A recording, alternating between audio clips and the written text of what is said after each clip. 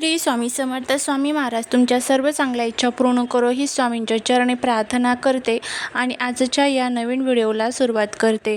हिंदू धर्मात अमावस्येला विशेष महत्त्व दिले जाते आणि त्यातही चैत्र महिन्याची अमावस्या ही हिंदू नवीन वर्षातील पहिली अमावस्या असल्याने ती अत्यंत फलदायी मानली जाते.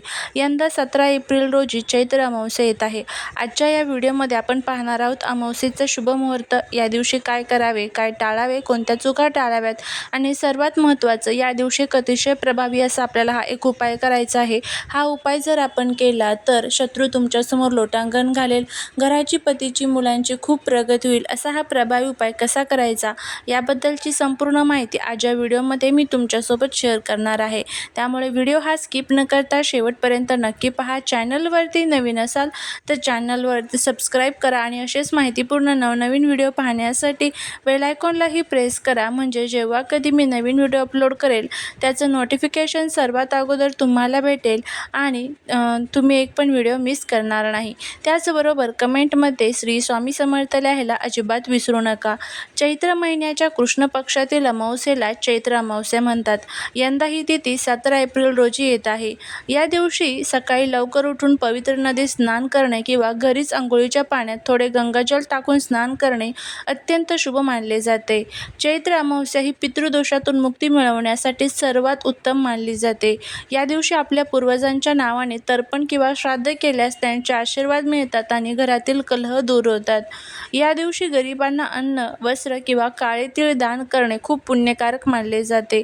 अमावस्येला पिंपळाच्या झाडात विष्णू आणि लक्ष्मीचा वास असतो असे मानले जाते. त्यामुळे संध्याकाळी पिंपळाच्या झाडापाशी तेलाचा दिवा नक्की लावावा.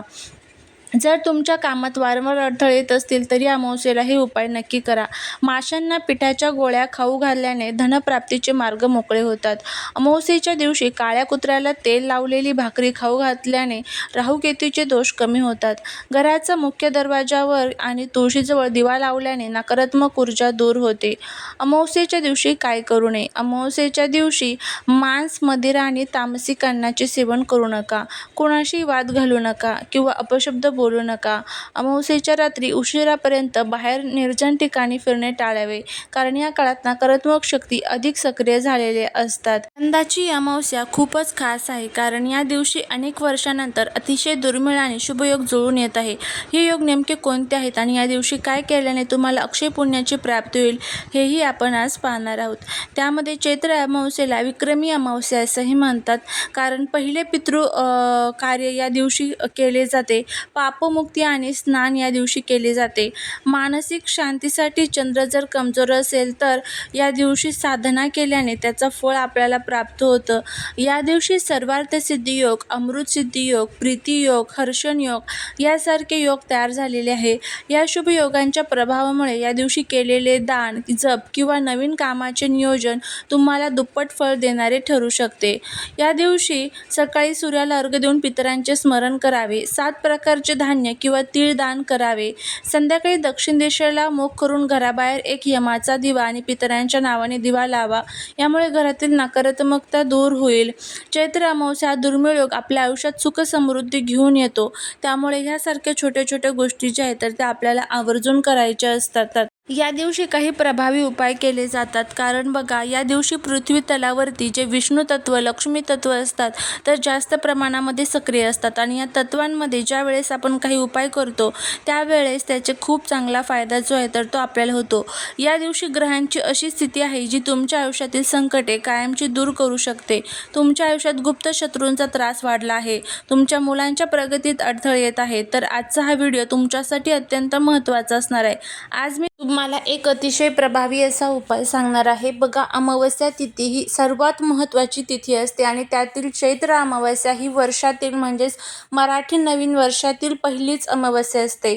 तर आपल्याला या अमावस्येच्या दिवशी आपल्या घरातील जे काही शत्रू, पितृदोष, दारिद्र्य, दुःख आहे, तुमच्या घरात पैशांची चणचण आहे, शत्रूचा त्रास होत असेल, पती आणि मुलांच्या प्रगतीत अडथळे येत असतील तर उद्याच्या दिवशी आपल्याला हा जो उपाय आहे तर तो करायचा आहे. हा एक छोटासा उपाय उपाय तुमचे नशीब बदलू शकतो. माता लक्ष्मीला प्रसन्न करण्यासाठी हा उपाय कसा करायचा हे आपण जाणून घेणार आहोत. त्यामुळे व्हिडिओ हा स्किप न करता शेवटपर्यंत नक्की पहा. चॅनलवरती जर नवीन असाल तर चॅनलला सबस्क्राईब करा. आपण खूप कष्ट करतो, मेहनत करतो, पण तरी त्या कष्टाचं, मेहनतीचं फळ आपल्याला मिळत नसेल. एखादा शत्रू आहे, त्याला आपली झालेली प्रगती जी आहे तर ते बघवत नाही. हे शत्रू जे असतात तर ते आपल्या आजूबाजूला असतात आणि काय होतं, त्यांची नजर ही आपल्या घराला लागते, घरातील मुलाबाळांना लागते आणि नकारात्मक ऊर्जा ही आपल्या घरामध्ये प्रवेश करत असेल. आपण खूप वाईट विचार करत असाल आणि त्याचबरोबर ज्या काही तुमच्या पैसे कमवण्याचे जे स्तोत्र असतात तर त्यामध्ये काही अडचणी तुम्हाला येत असेल, त्यासाठी तुम्ही हा उपाय करू शकता. अमावस्येची रात्र ही तंत्रमंत्र आणि नकारात्मक शक्तींना दूर करण्यासाठी जेवढी प्रभावी असते तेवढीच ती सुख समृद्धी मिळवण्यासाठी देखील खास असते. आज आपण पाहणार आहोत. उद्या आपल्याला रात्री घराच्या उंबरठ्यावरती अशी एक वस्तू ठेवायची आहे ज्यामुळे शत्रू तुमच्या समोर लोटांगण घालतील आणि तुमच्या पतीची आणि मुलांची प्रगती होईल. आपल्या हिंदू धर्मात उंबरठ्याला खूप महत्त्व आहे. उंबरठा हा घराचे रक्षण करणारा भाग मानला जातो. भगवान नरसिंहाने हिरण्यकशिपुचा वध उंबरठ्यावरच केला होता, कारण तो ना घराचा आत होता ना बाहेर. उंबरठा हा घरातील लक्ष्मीचा उगम मानला जातो. जर उंबरठा दोषमुक्त आणि पूजलेला असेल तर घरामध्ये कधीही गरिबी, आजारपण आणि बाहेरील बाधा प्रवेश करत नाही. तर उद्या काय ठेवायचं आहे बघा. उद्या संध्याकाळी किंवा रात्रीच्या वेळेला तुम्हाला घराच्या मुख्य उंबरठ्यावरती धुवून वगैरे घ्यायचं आहे. हळदीचं पाणी शिंपडायचं आहे, व्यवस्थित पुसून घ्यायचं आहे. एक लहान कागदावर किंवा कपड्यावर 5 सुक्या लाल मिरच्या आणि थोडे खडे मीठ ठेवा. हे पुटके तुमच्या घराच्या मुख्य दरवाजाच्या उंबरठ्याच्या मधोमध ठेवा. रात्री 10 नंतर ठेवणे अतिशय उत्तम आहे. मनातल्या मनात प्रार्थना करा की माझ्या घरातील सर्व बाधा, शत्रू, त्रास आणि मुलांच्या प्रगतीतील अडथळे दूर होऊ दे. दुसऱ्या दिवशी सकाळी कोणाशीही न बोलता हे पुटके उचला आणि घराबाहेर लांब नेऊन टाका आणि जाळून टाका. उंबरठ्याच्या दोन्ही बाजूंना उद्या स्वास्तिक काढा, त्यावर थोडे अक्षदा अर्पण करा. यामुळे घरात सकारात्मकता ऊर्जा येते आणि पतीच्या कामात यश मिळते, मुलांच्या बुद्धीचा विकास होतो.